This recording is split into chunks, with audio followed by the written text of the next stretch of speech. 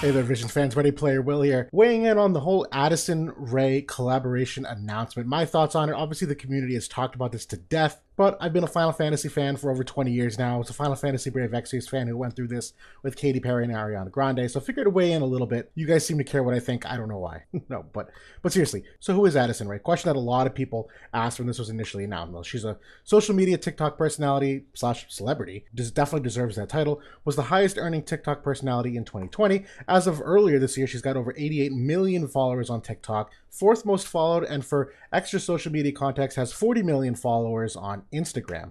Now, her noteworthy content revolves around dance trends where they would pick a song, do some kind of fun, quirky, creative dance to it. Other people would emulate it, upload theirs, and create this kind of sense of community around these dance trends. She wasn't the only one. Obviously, there's many other TikTok celebrities that started off in the same way. And most recently, she branched out into movies. She starred in She's All That on Netflix, a remake of the 1999 teen comedy who my girlfriend was a big fan of, so she wanted to watch this remake. I ended up saying yes, not necessarily because of Addison Rae, but because of Tanner Buchanan, who, big thumbs up, love him in Cobra Kai. I'm like, yeah, why not? So I actually did know who Addison Rae was even before she was announced here. Now, I personally didn't really like the movie, but best of luck to her as she continues to go down that path as well. Now, why would Gumi do this? And the answer is so simple. Whether we agree or don't agree, being able to call it exactly what it is doesn't seem that difficult to me. It's literally pure marketing and exposure. Not even necessarily for War of the Vision specifically. Obviously, they're looking for an immediate return on investment there, but for Final Fantasy in general. She's obviously a very different demographic than what this game currently has. She skews more to that 16 to 24 demographic, probably more female than male, but I actually couldn't find any data to back that up. And if I use my channel demographic as any kind of sample size for what the larger War of the Visions community is, this is completely different than what our community is. My channel is literally 99.5% male oriented and on average 30 years or older. So yes, this is marketing and exposure for a demographic that does not currently exist in War of the Visions, and that's it. Simple as that. We get exposure to her fan base, but in turn, she also gets some kind of exposure to our fan base as well. It goes both ways. I'm sure they paid her a hefty sum of money too. But just looking at her announcement post alone, just to kind of give some scope and perspective to this, the current post has 1.2 million views, 110,000 likes, 720 comments. Now, just for some social media context and comparison here, the War of the Visions Twitter account has 26,000 followers compared to 88 million on TikTok and 40 million on Instagram.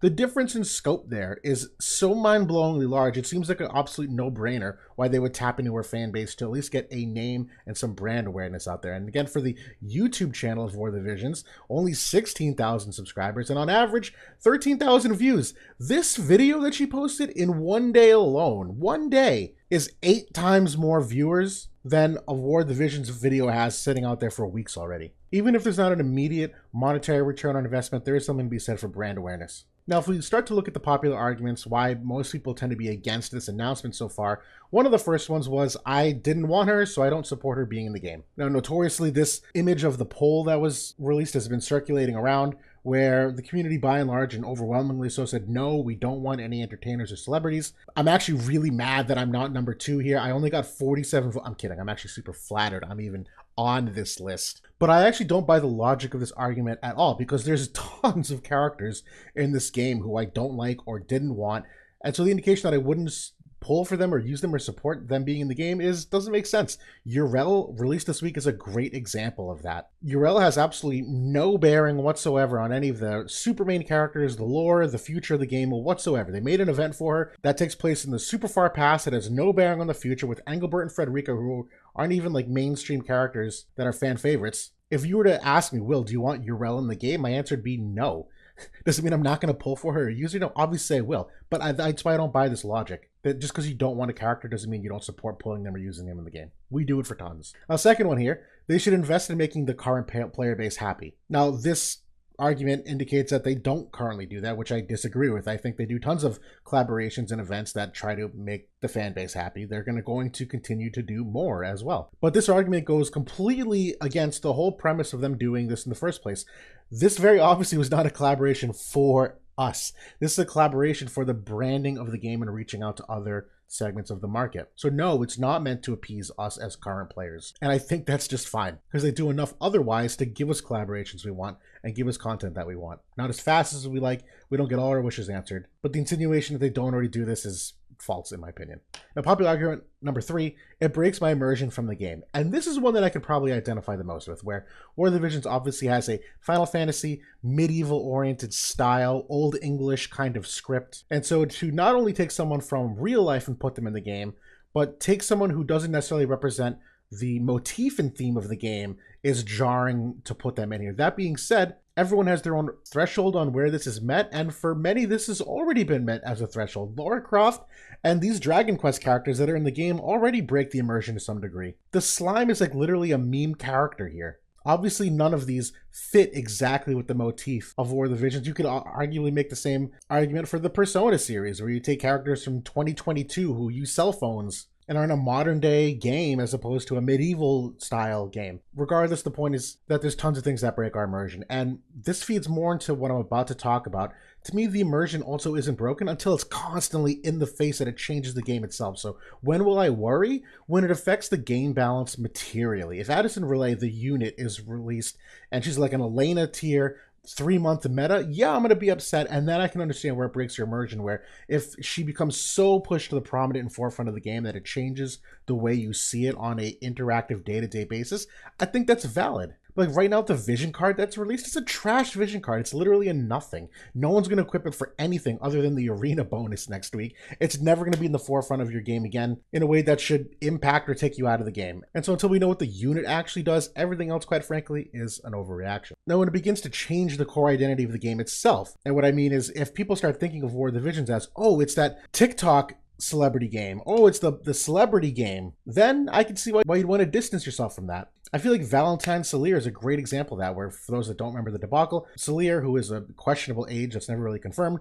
was given a over-sexualized outfit that seemed okay in Japan, but really was not received well here in global. If War of the Visions suddenly released 20 other characters that were age ambiguous with over-sexualized outfits, and that was the identity of the game and the characters, I would distance myself from that because I don't agree with that.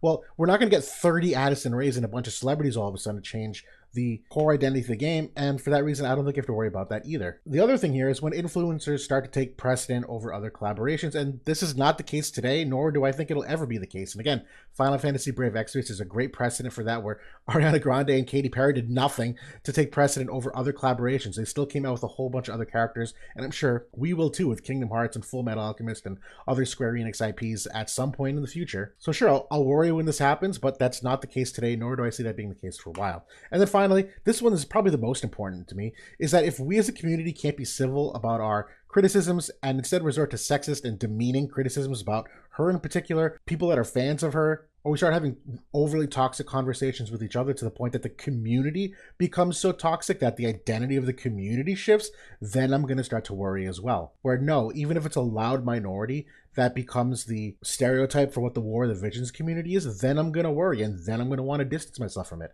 But it's also not the case here now. I've seen plenty of people have reasonable and rational takes, and I don't think this is something we have to necessarily worry about either. But obviously, I would encourage you to push back when you do see people speaking inappropriately about her or her content, or to people that don't have as hot a take as they do and their passion for their stance. But that's my thoughts in a nutshell. Again, I don't think anything's really different. I'm not really worried about anything. Again, if you were to ask me, do you want Addison Rae in the game? My answer is personally no. I obviously benefit nothing from this. I have nothing to gain, but I really don't think it's going to change anything. I really think anybody worrying at this point is overreacting. You can talk about those fears in the future and the potential of things going in a way that you disagree with. I don't think we're there today, though. And until we are, I don't think anyone should really be working themselves up too hard about this. But that's it for now. Thanks for watching, everybody, and I'll talk to y'all soon.